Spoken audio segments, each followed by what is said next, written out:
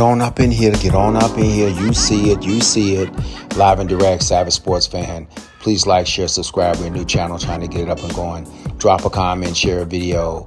All the new subscribers, thank you for the love and support. What did I tell you within game one when Deion Sanders beat TCU the first game of the season? I said winning invokes change. I said Prime is going to lose some players. They're going to transfer. Success. People going to recruit people from his staff. Blase, blah, blase, blah. Unfortunately, no one's going to recruit that OC. No one's going to recruit that defensive coach because they're horrible. But that's another story. But take a look at the Bleacher Report. Here we go. Here we go, ladies and gentlemen. Take a look at this report. Scroll up and down it. It's like 45 days to transfer. That's overall for all college athletics. Go to the middle of the story. When you get to the middle of the article, it specifically talks about football. College football has a 30-day window. 30-day window to make their changes. 15 in the spring, blase, blah, blase, blah. Go up and down. This is the Bleacher Report. This is not a small-time website. It is what it is. They put a lot of money on their research and their journalism. But here's what you must understand.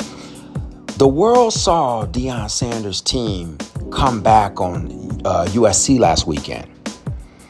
In their eyes, they wanted USC to beat them by 70 points. But what happened was USC was giving them that work in that first half. The second half, Deon them made a great comeback, and they could have won the game if it wasn't for that offensive coordinator. That's a different story. But in their eyes, they're looking at it as the rule makers.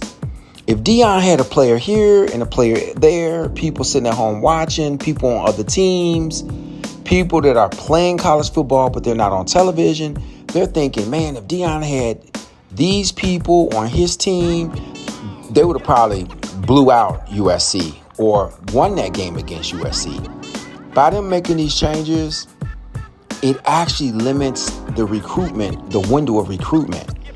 So 30 days is not really a long time when you want to go across the country and meet with this player, meet with that player. A person's got to make a decision. A person who started the first half on this team, but he didn't work out the second half, and vice versa. And the selling aspect of getting people on your program, they're trying to cut that window down. They cut that window down, whereas, you know what I mean? And here's another thing. Here's another thing they're not talking about. Players going from a small school to a big school, these players are getting money now. They're getting sponsorship deals. They're getting this, that, and the third. So in my eyes, I'm looking at it as if you're trying to recruit a player from the backwoods of Indiana, and you trying to get him out to the West Coast, and you think if he gets on your team, he possibly can get some sponsors for him. Sponsors have to make decisions also on who they're going to invest in as far as players. It really limits the time frame a sponsor can really sit down and really put numbers together for certain players. 30 days is not a lot of time. You want to spend that money wisely. These players got multi-million-dollar deals. So them transferring in and out, big city, well, most of them big program to small program, they have more money here, less money there. This player might come, but they already allotted this money to this player. You see what I'm saying? It really kind of throws a monkey wrench in the sponsorships, and it throws a monkey wrench in the recruitment. It cuts that window down. So I don't know why would they just all of a sudden just roll up out of bed and say, we're going to make changes to the recruitment portal. I don't know why they would do that. What would make them do that? I don't know. I don't know. So drop a comment. I think it will slow down the Deion Sanders effect. It will slow down the Deion Sanders machine. It won't stop it, so to speak. It will hurt some programs. Let's not act like they didn't think this out, that this is going to hurt some people more than others. So I don't see how this helps. I think it just, at the end of the day, they want the rich to stay rich and the poor to get poor. They don't want to see a Colorado who was winning one game last year make a great comeback on a big program like USC. That's pretty much in a nutshell. 15 million people saw that. I told you the Deion Sanders effect is real. Even when he loses, 15 million eyeballs. If you're a team and your recruits are not being seen, well, just wait till Deion Sanders come in town. They got 8 million eyeballs on them, 9 million eyeballs, 12 million eyeballs, 15 million eyeballs on them. He's helping the other teams with their recruitment also. So let's not act like both sides are not benefiting. But at the end of the day, the wrong people are winning. The wrong people are winning, so we need to make changes. And you can say what you want. You didn't just roll out of bed and say we're going to make changes to this. They didn't make changes when Nick Saban was rolling over everybody. No.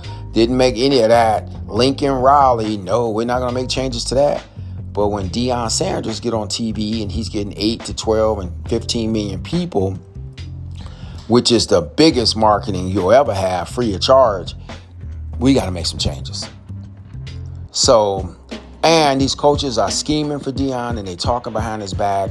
And rumor in the street, rumor on the internet streets is Deion Sanders might be getting a new contract over in Colorado, and it is a big one. I don't want to quote the number, but I said, go back in my video archives that Deion Sanders is a $50 million a year coach. Deion Sanders' effect is real. I put that out weeks ago, and it's just starting to pop up everywhere. I'm not saying I started it, but I'm just saying. Go back weeks ago when I said he's going to get $50 million a year. He's going to be worth $1 billion for him just coaching because of all the ratings, the apparel, the hotel, the travel, the airports, the tickets, the sellouts. I said that weeks ago. I think week 2. But nevertheless, it's starting to come in fruition. Success brings change. I'm not mad at that, but it's showing you the powers that be want to slow down his story. So, nevertheless, that's today's news brief. The Savage Sports Fan, drop a comment, like, share, subscribe. Oh, by the way, we will be with Colorado very soon. Just pay attention to this week's updates. Last week, I was with Canelo. You can see the videos. Calista Shields, Sean Porter, all of that's online. If you want to see behind the scene of the boxing and all that stuff. The boxing fans took over Vegas. I was there as far as all the festivities and things of that nature. I will be with Coach Prime them behind the scenes really, really, really soon. So just pay attention. Nevertheless, why do you think they are making these changes now? The season is not even halfway over. And they're already making these changes. So drop a comment. Let me know your thoughts. Listen, NBA is next week. I will be with Kevin Durant next Tuesday.